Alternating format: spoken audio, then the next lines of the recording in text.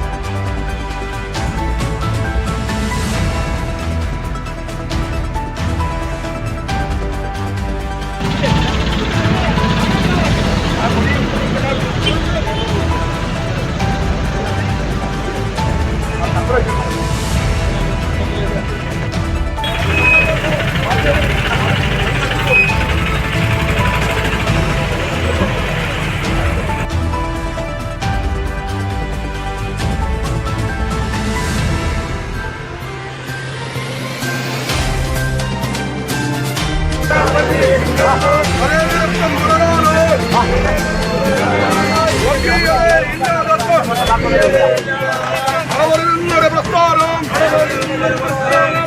യോഗം സിന്ദാബാദ്.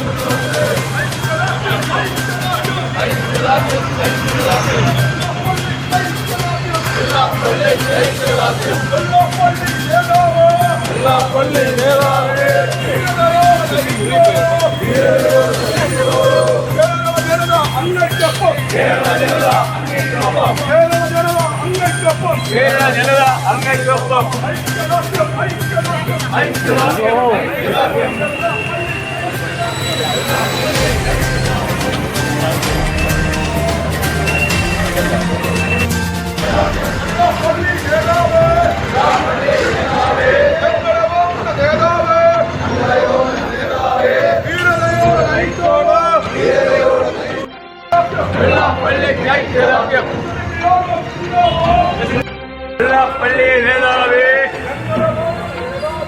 ഞങ്ങളുടെ ഓമന നേതാവേ,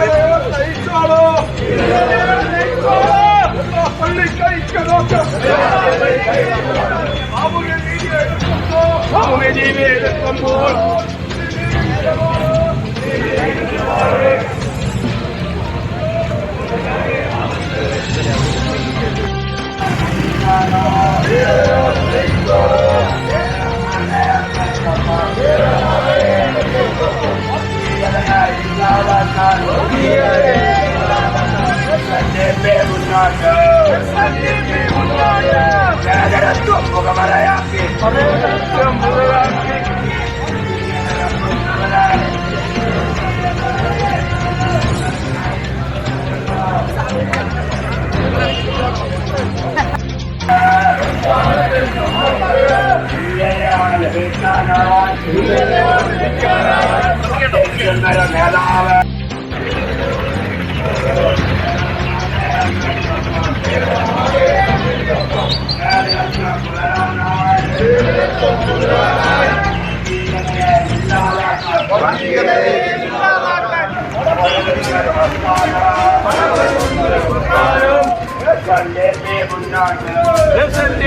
മുന്നോട്ട്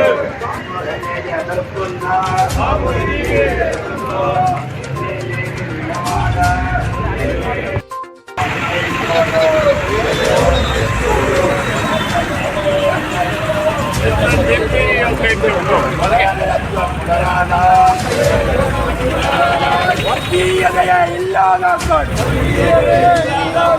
പടവരുതുന്നൊരു പ്രസ്ഥാനം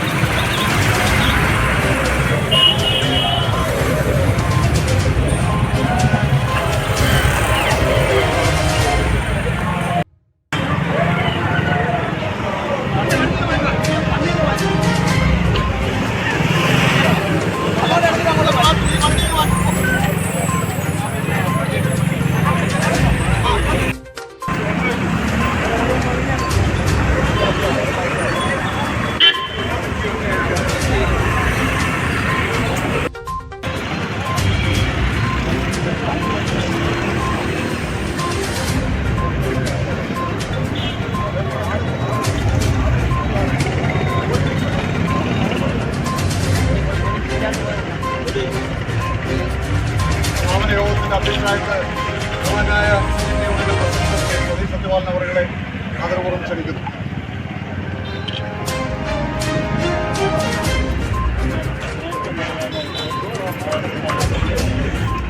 ബഹുമാനായ യൂണിറ്റ് പ്രസിഡന്റ്, ബഹുമാനപ്പെട്ട ബോർഡ് യോഗങ്ങളിൽ എത്തിയിട്ടുള്ള ഏറെ ബഹുമാനപ്പെട്ട ശാഖായോഗത്തിന്റെ പ്രസിഡന്റുമാർ, സെക്രട്ടറിമാർ, യൂണിയൻ കമ്മിറ്റി അംഗങ്ങൾ, അതോടൊപ്പം തന്നെ ശാഖായോഗത്തിന്റെ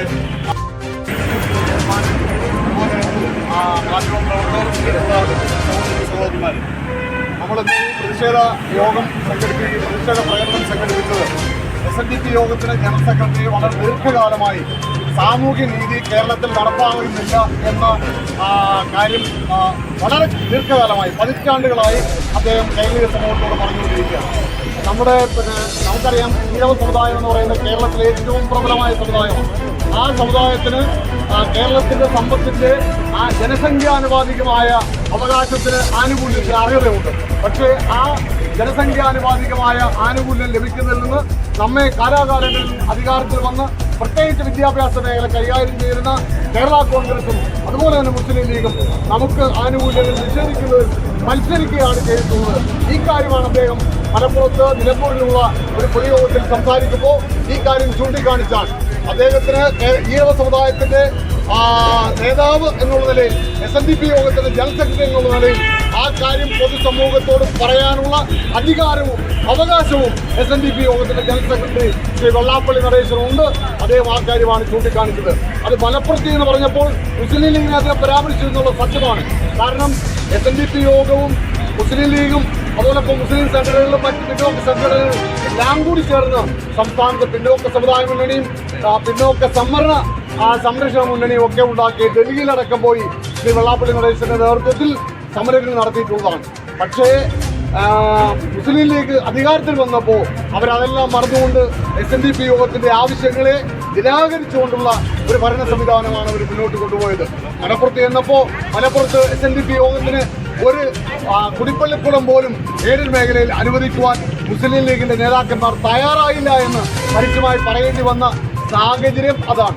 അതുകൊണ്ടാണ് അദ്ദേഹത്തെ മുസ്ലിം സംഘടനകളെല്ലാമല്ല, മുസ്ലിം ലീഗിന്റെ നേതാക്കന്മാർ, PK കുഞ്ഞാലിക്കുട്ടി അടക്കമുള്ള നേതാക്കന്മാർ SNDP യോഗത്തിന് ജനറൽ സെക്രട്ടറിയെ കടന്നാക്കി ആക്രമിക്കുന്ന നിലപാട് അദ്ദേഹം പറഞ്ഞത് ശരിയാണ്. മലപ്പുറം ഒരു പ്രത്യേക രാജ്യമായി അവർ കൊണ്ടുവരും എന്ന് പറഞ്ഞാൽ അത് ഉദ്ദേശിച്ചത് വിദ്യാഭ്യാസ മേഖലയുടെ കാര്യത്തിൽ അതോടൊപ്പം തന്നെ മറ്റ് മേഖലകളുടെ വികസന മേഖലകളുടെ കാര്യത്തിലൊക്കെ അവർ അവരുടെ താല്പര്യം മാത്രമാണ് സംരക്ഷിച്ചത് എന്നുള്ള അർത്ഥത്തിലാണ് അദ്ദേഹം സംസാരിക്കുന്നത്. അദ്ദേഹം പിന്നീട് വളരെ വിശദമായി വിശദീകരിച്ചു കൂടി വീണ്ടും അദ്ദേഹത്തെ വ്യക്തിപരമായി കടന്നാക്രമിക്കുന്ന ഒരു നിലപാടാണ് മുസ്ലിം ലീഗ് നേതാക്കന്മാർ ഓടിഞ്ഞുറന്നു വരുന്നത്. അതിന് ഇതായിട്ടാണ് നമ്മൾ ഈ പ്രതിഷേധ സംഘടനയോടെ സംഘടിപ്പിച്ചത്. ഇതിൽ അണിനിരുന്ന നിങ്ങളെ എല്ലാവരെയും, സമരഭടന്മാരെ എല്ലാവരെയും, എല്ലാ നേതാക്കന്മാരെയും, യൂത്ത് മൂവ്മെന്റിന്റെയും വനിതാ സംഘത്തിന്റെയും ഒക്കെ നേതാക്കന്മാർ ഇതിന് അണിനിരുന്നു. അവരെല്ലാവരെയും കൊട്ടാരക്കര SNDP യൂണിയന് വേണ്ടി ഞാൻ ഹൃദയപൂർവ്വം നിങ്ങളെ എല്ലാവരെയും അഭിവാദ്യം ചെയ്യുന്നു. എൻ്റെ വാക്കുകൾ നിർത്തുന്നു. നന്ദി, നമസ്കാരം.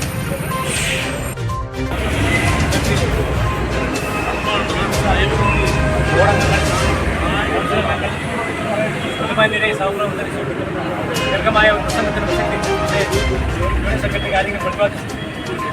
എന്തിനു വേണ്ടിയാണ് ഈ സമരം? ജനറൽ സെക്രട്ടറിയുടെ പ്രഖ്യാപനം എന്തിനാണ്?